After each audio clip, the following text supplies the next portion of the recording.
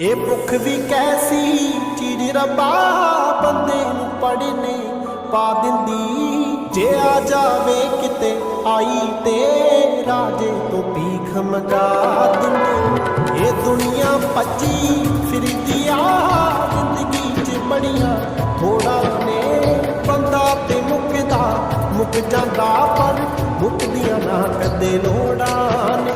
ਮਜਬੂਰੀ ਐਸੀ ਚੀਜ਼ ਰੱਬਾ